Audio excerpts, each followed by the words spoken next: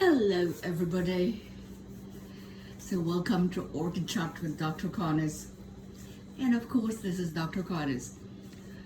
So my apologies for not responding on time with the questions that have been sent to me in my absence of posting my orchids. So anyway, so here I am in the kitchen, and as you can see, my orchids are still suspended up in my ceiling, and they are actually thriving. So this is my,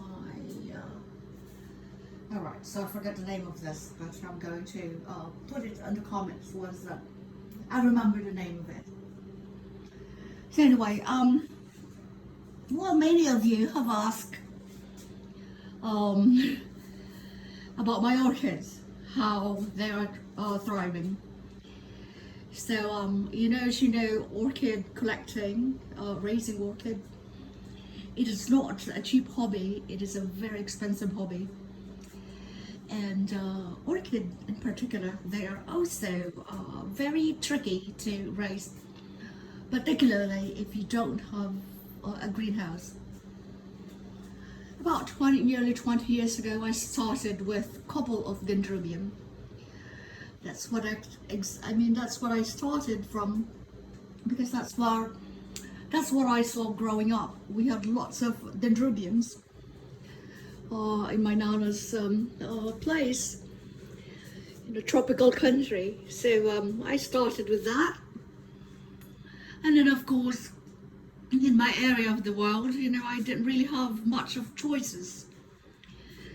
So I went on with Phalaenopsis. Okay, I have fly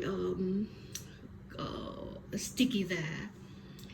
This is for nuts, when I have nuts, and also the flies, of course. It's summertime. So anyhow, being living in the city, one of the biggest cities in the world, I live in a New York City metropolitan area. It is of course impossible for me to have a greenhouse, but I wanted orchids growing in my home, and so I decided to start collecting. So I had a couple, and then started to turn into a dozen started to turn to scores, and here it is. And over the years, the last 10 years particularly, I have become more aggressive in my collection.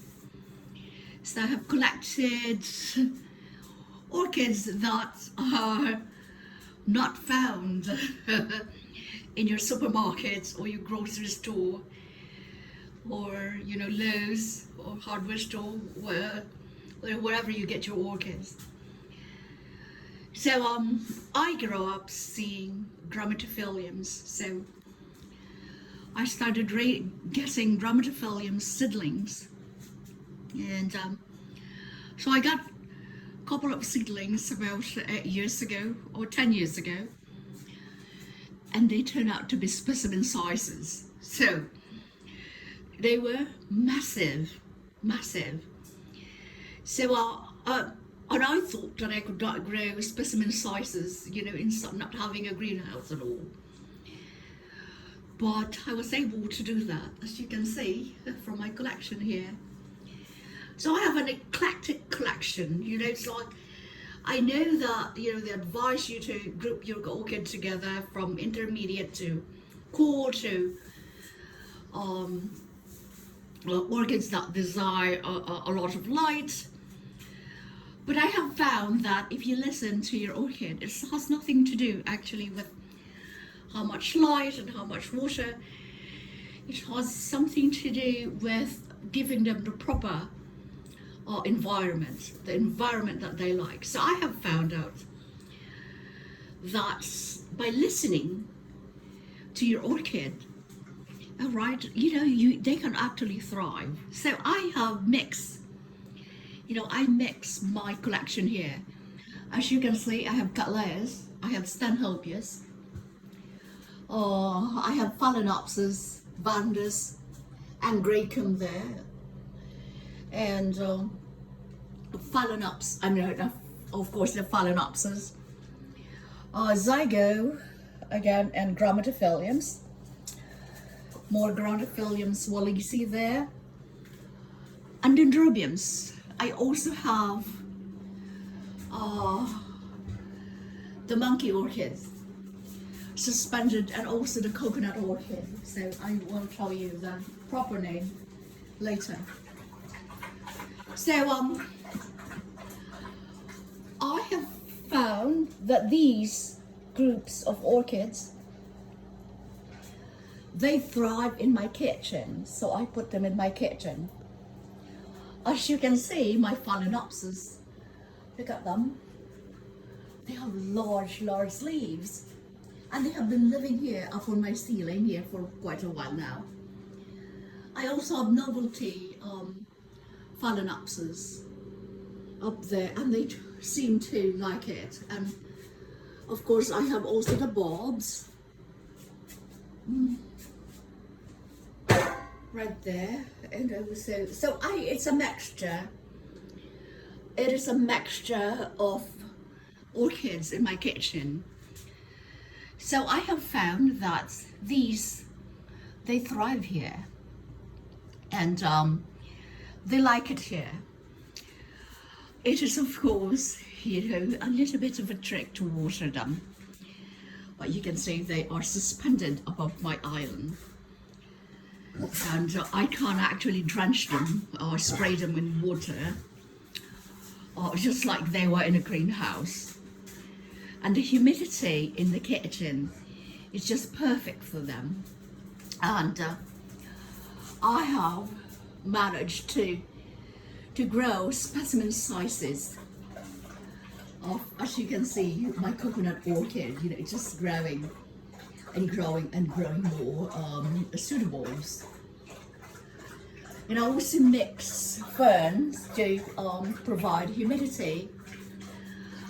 And those that did not do well during the winter, I actually left them outside and until it's cold and I can bring them here. And so these, I mean, there's really no secret of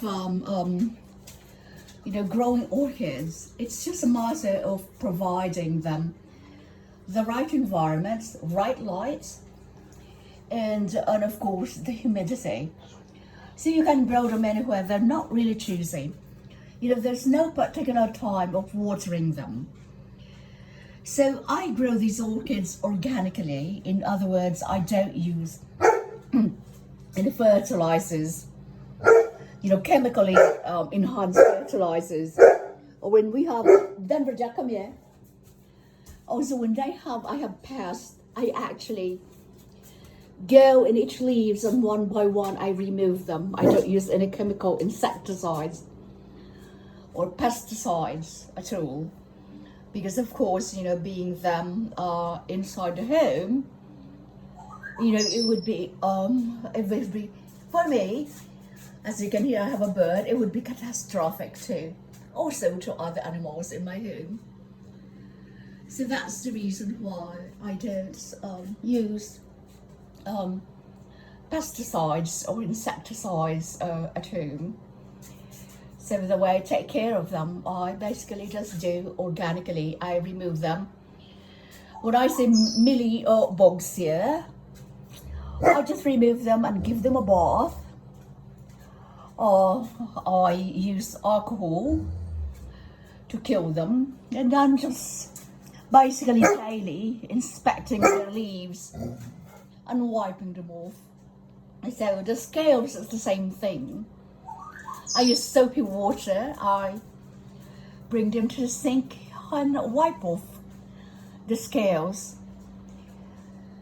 So as you can see, it is, of course, it's a lot of work. It's laborious. But like everything else, if you want something like this in your home, you have to allot time, just like raising children. You have to incorporate them in your schedule. and in order for them to thrive. So my Stanhopea here, this is Stanhopea embry.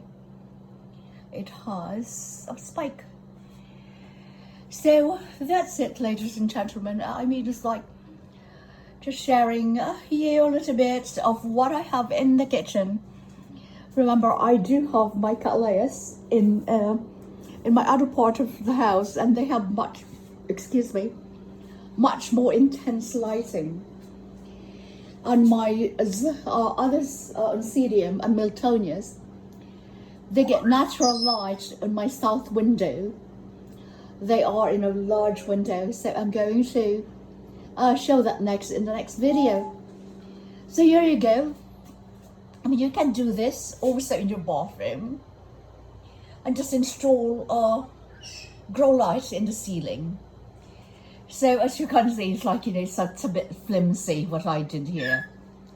I'm actually looking to have a handyman to install beams so I can properly suspend the orchids, the plants, up on the ceiling like that. But for now, they're doing wonderfully. So there you go. Thank you so much, and until the next time.